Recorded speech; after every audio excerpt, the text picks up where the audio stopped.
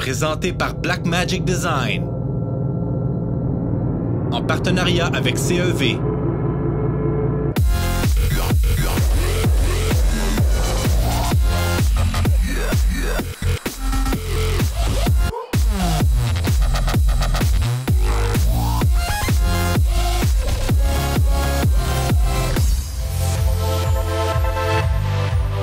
Toujours au NAB, on a ramassé ici une équipe bien fun.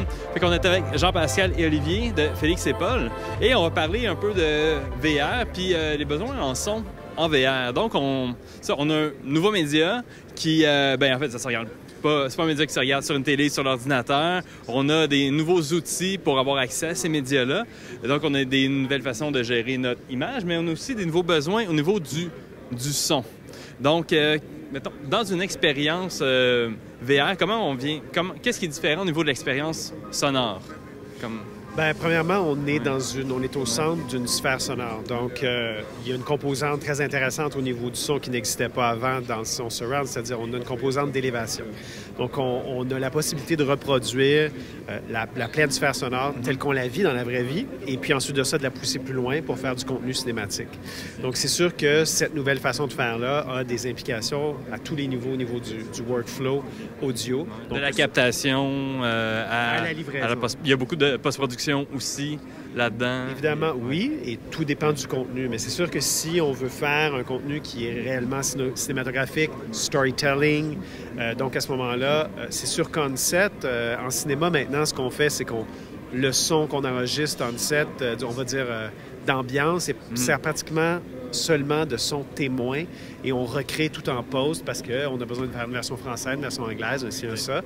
Donc, c'est sûr qu'en VR, il y a un workflow assez différent en ce sens où cette possibilité de capter le son à la source même de la caméra, parce que c'est un média de point de vue, un média de point of view.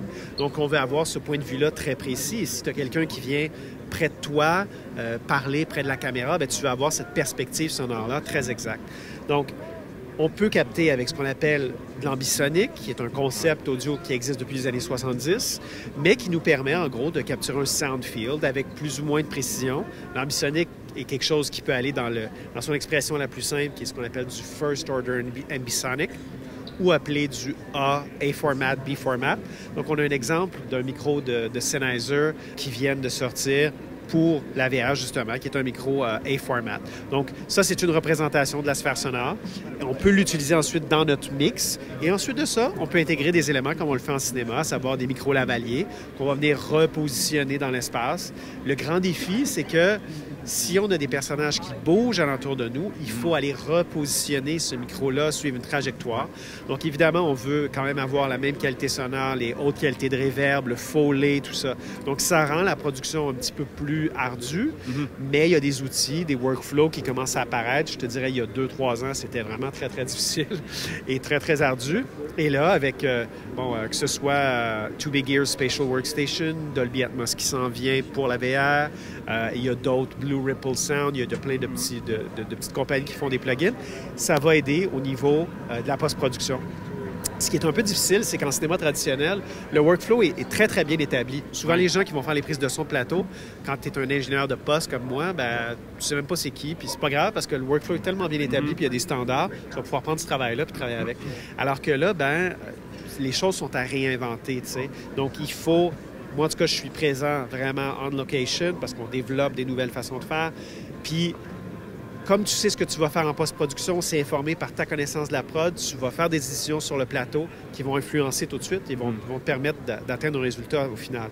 Et ensuite de ça, bien, il faut livrer cette chose-là. Dans le moment, il n'y a aucun standard, donc il y a plein de plateformes de decoding. Puis je te dirais, ça, c'est probablement l'obstacle principal des maisons de poste traditionnelles parce que... Tu n'as pas le contrôle nécessairement de... C'est la partie sur laquelle tu as moins de contrôle, là. Livraison ou avec quel outil Bien, tu peux avoir du contrôle, mais ce que je te dirais, c'est que le cinéma en VR veut de plus en plus aller vers l'interactivité.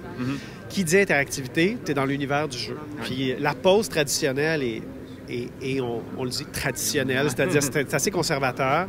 Et puis c'est rare que tu vas avoir des boîtes qui ont aussi en même temps une structure de game engine avec des sound designers qui sont dans du event-based. Donc, tu sais, c'est la grande différence, c'est-à-dire que quand tu es dans un timeline, tu as beaucoup de contrôle sur ton son, mais quand tu es basé sur des événements, sur de l'interactivité, ben il y a une place qui est laissée à l'utilisateur, puis un mix qui est généré de façon dynamique. Donc ça, il y a un nouvel hybride à trouver. Donc autant au niveau du workflow, je pense qu'il faut avoir des gens idéalement qui connaissent bien les engins de jeu comme Unreal et les middleware, donc Wise, une compagnie montréalaise qui est très, très prolifique dans ce domaine-là. Donc il faut connaître autant cet environnement-là que l'environnement traditionnel Pro Tools. Et puis, évidemment, ben, il y a une façon de faire du preview de ça qui est, tu travailles avec tes goggles, tu veux vérifier ton mix en real time avec le head tracking, il y a de l'audio dont tu ne veux pas qu'il soit head tracké, exemple, du VO, de la narration, un score de musique. Donc, ce qui est vraiment passionnant, c'est que ça ouvre vraiment un nouveau champ lexical au niveau... C'est beaucoup d'expérimentation, mais c'est beaucoup de créativité aussi. Nous, on fait de la créativité tout le temps, au point de vue technologique, au point de vue artistique. Donc, le langage cinématographique lui-même évolue pour ce médium-là et c'est ça qui est passionnant. Okay.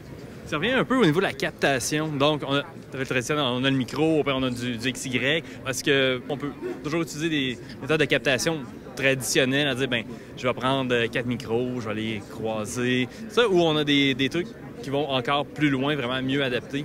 Oui, mieux adaptés. C'est-à-dire que, il faut comprendre que le contexte de la 360, puis Olivier deal avec ça toutes les fois qu'on est sur un plateau, c'est qu'on filme en 360 degrés. Donc, t'as pas le réal à côté, puis le gars avec son boom. Ouais, vraiment pas de perche. Tu comprends? T'as pas de perche. Donc, il faut trouver d'autres solutions. Comme on a parlé plutôt de l'ambisonique, ce qui est vraiment fondamental de comprendre, c'est qu'il faut avoir une perspective sonore qui est au centre de la caméra. Donc, si tu prends, même si tu prends un micro puis tu le déportes un pied à côté, ce qu'on fait pas, bien, si tu as un personnage, exemple, qui vient près de la caméra, tu as une perspective sonore tout à fait faussée. Donc, le grand défi, c'est comment tu intègres ce micro ambisonique-là, ou, tu sais, il y en a qui vont utiliser du quad stéréobinaural, ce qui, selon nous, n'est plus la bonne façon de fonctionner. Mais c'est le grand défi de comment tu intègres cette prise sonore-là spatialisée à la caméra, qui est une caméra qui regarde partout en même temps. Donc, ça, c'est un défi principal. On est vraiment à une période où la création des outils est encore en pleine émergence. Ouais. Donc, ici, chez Sennheiser, on peut voir déjà un premier micro ambisonique qui vient vraiment de sortir une gamme en bio. Mais présentement, il y a juste un produit dans leur nouvelle gamme, qui est un micro tétraédral première first order ambisonique. Donc, fait qu'on a le micro, on a la façon de l'enregistrer aussi. Donc, c'est des micros qui ont plusieurs capsules. Absolument. Si tu vas vers le second, le troisième mode ambisonique, tu peux te ramasser avec... si tu prends le Eigenmic, tu as 24 capsules, 24 ou 32 capsules. Donc, tu as vraiment une grande résolution, autant au niveau de l'axe planaire qu'en élévation. Mais évidemment, c'est une grosse boule. Ouais. Donc, c'est la chèvre ou le chou. Là. Ça n'a pas été pensé pour un endroit où tu dis, ben, ma caméra va être au centre, mon micro va être au centre. C'est là qu'on va voir apparaître des nouveaux outils dans les prochaines années, aussi bien pour la post-production, pour le delivery, etc. etc. Fait que c'est vraiment toute une sphère émergente de nouveaux produits qu'on va voir apparaître. Comme la Ozo de Nokia, qui est une caméra qui est, selon nous, semi-professionnelle. Et la première à intégrer en un seul objet compact, facile à transporter, de l'audio spatialisé à même la caméra. Donc, je pense que ça, c'est une direction qu'on va voir dans les prochaines années. Donc, des compagnies comme, c'est sûr que les compagnies comme Red, les compagnies high-end vont sortir des produits et puis vont, selon nous, devoir intégrer une solution audio à même la caméra. Ça ne veut pas dire pour autant que le rôle du preneur de son sur le plateau n'est pas essentiel. Au contraire, tu as besoin de quelqu'un de focusé là-dessus. Il faut toujours savoir, y a-t-il des problèmes possibles? Comme on l'a dit plus tôt, tu peux vouloir taper des lave-mics. Ouais, si tu as un comédien qui se prenne, s'il est loin de la caméra, tu vas comment avoir une bonne captation. Et après ça, ben, ça va être de l'intégrer en post-production dans cet environnement. Tout dépend du contenu. C'est sûr que nous, on a fait des projets, exemple, en Afrique, en Malaisie, dans des zones wild. Donc, quand c'est plus documentaire, ben là, tu dépends énormément de ta prise de son spatialisée parce qu'elle va être tout. T'sais, oui, tu vas la traiter, tu vas l'EQer, tu vas compresser, tu vas faire ce que tu veux, mais tu n'ajouteras pas nécessairement dans ce type de contenu-là beaucoup de post-production. C'est ça? Bien, écoute, les gars, merci pour le primer. C'est beaucoup d'informations. On va voir comment ça évolue avec le temps, avec les semaines, les mois et les années, parce que c'est continuel, effectivement. Donc, ben, merci de ton temps. Oui, merci aussi Donc, on pense à ça, puis on vous tient au courant des nouveautés.